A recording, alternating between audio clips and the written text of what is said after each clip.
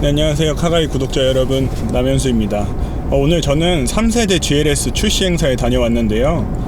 제가 지금 앉아있는 이 차는 S클래스 560E 모델입니다. 시간이 좀 촉박해서 돌아가는 길에 촬영을 하게 되었습니다. GLS는 2006년 1세대 모델이 처음 출시가 됐고요. 그때 당시에는 GLS라는 이름이 아닌 GL 클래스라는 이름으로 출시가 됐습니다. 이번에 국내 공개된 3세대 모델은 지난해 뉴욕 모터쇼에서 공개된 3세대 모델인데요. 2015년부터 부음 변경을 거치면서 GL 대신에 GLS라는 이름을 가지게 되었습니다. GLS 모델은 국내 400D 모델과 580 모델로 이렇게 출시가 되는데요. 디젤 모델 1개, 가솔린 모델 1개 이렇게 출시가 되게 됩니다.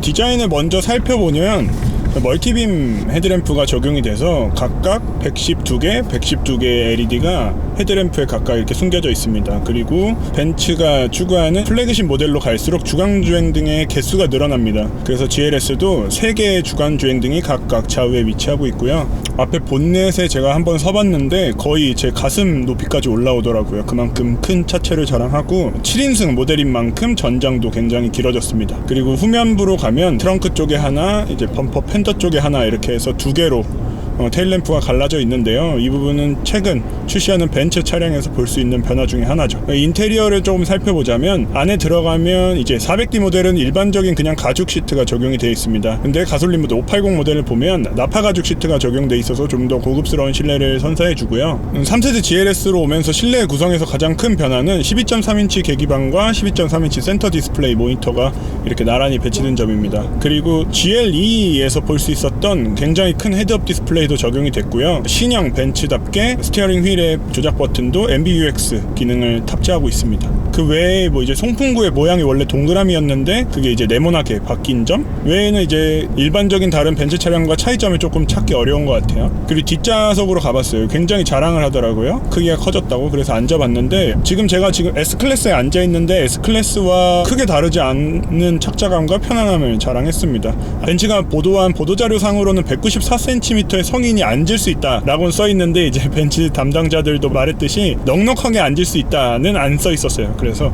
넉넉하게 앉을 수 있는 건 아니었지만 제가 키가 179인데 제가 앉았을 때 무릎에도 약간의 여유가 있고 머리에도 한 3cm 정도의 여유가 있기 때문에 성인이 앉아도 충분히 앉아갈 수 있겠다는 생각은 들었습니다. 그리고 전 모델에 에어 서스펜션이 적용되어 있기 때문에 승차감 부분에서도 월등히 좋을 거라고 예상이 되고요. 그리고 3열을 위한 편의 장비도 넉넉하게 구성을 했습니다.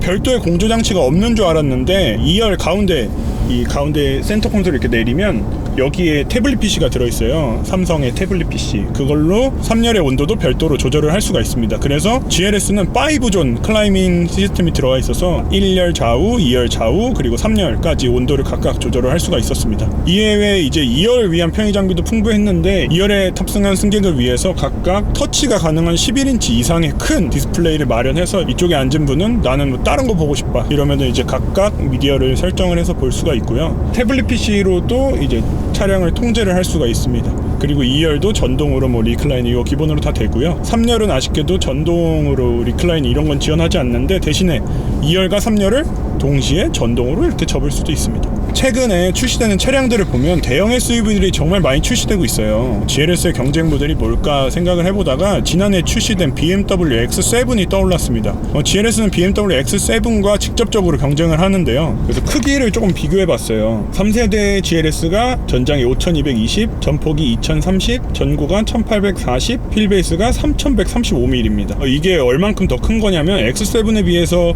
전장 69mm가 더 길어졌고요. 전폭은 30mm가 더 넓어졌고 전고도 35mm나 더 높아졌습니다. 그리고 휠베이스는 30mm가 더 늘어났고요. 그래서 2열의 공간이 굉장히 넉넉하게 마련했다 라고 하고 있는데요. 2세대 모델에 비해서 레그룸이 87mm가 늘어났다고 합니다. 실제로 앉아봤을 때 공간에서 아쉬움은 전혀 찾아볼 수가 없었고요. 편의 장비도 그랬고 썬루프도 파노라마 썬루프가 들어가 있어서 개방감도 상당했습니다. 그리고 크기가 커진 만큼 트렁크 용량도 커졌는데요. 2열과 3열 시트를 모두 접었을 때 이전 모델 대비 100리터가 더 늘어난 적재 용량을 자랑합니다. 그리고 아직 아쉽게도 400D 모델은 아직 인증이 마무리가 되지 않아서 GLS 580 모델이 먼저 선보일 텐데요. 아마 고객 인도는 6월에서 7월 중으로 될 것 같습니다. 400D 모델은 인라인6 3.0L 디젤 엔진으로 바뀌었습니다. 원래 이전 모델은 V6 3.0L 디젤 엔진이었죠. 여기에 이제 9단 자동 변속기가 조합됩니다. 있습니다. 그리고 4륜 구동 시스템인 포매틱도 전 모델이 기본 장착이기 때문에 디젤 모델도 4륜 구동이 조합되게 됩니다. 그래서 최고 출력은 330마력이고 최대 토크는 71.3토크를 자랑합니다.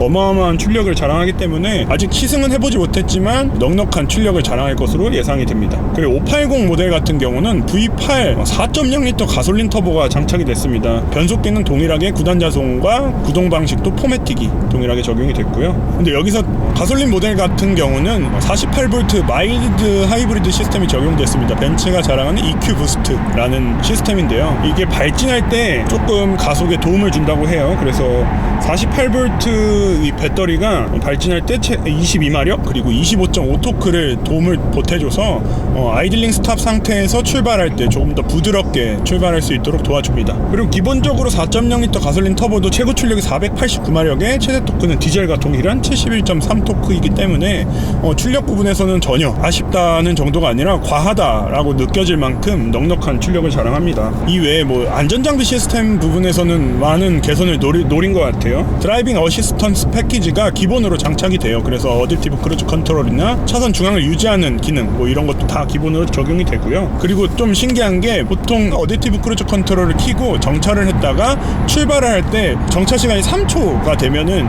자동으로 출발이 되지 않고 가속 페달을 살짝 눌러주거나 아니면 재설정을 해줘야 되는 그런 귀찮음이 있었는데 이거를 개선을 해서 정차 시간이 최대 30초까지 그냥 앞차가 출발하면 따라서 출발합니다. 정차가 심한 때 더욱더 유용하게 사용할 수 있을 것 같아요. 마지막으로 이제 가격을 조금 안 비교해 볼 수가 없는데 400D 모델이 가장 저렴합니다. 그래서 1억 3,860만 원이에요. 근데 X7은 1억 2,090만 원부터 시작을 해요. 같은 3.0L 디젤 엔진을 비교했을 때요. 근데 뭐 출력적인 부분에서는 벤츠가 조금 더 앞서긴 하지만 아무래도 가격이 조금 걸림돌이 될 것 같아요. X7도 제가 타봤을 때 X7의 승차감도 전혀 뒤처지지 않았고 편의장비 구성도 아쉽지 않았거든요.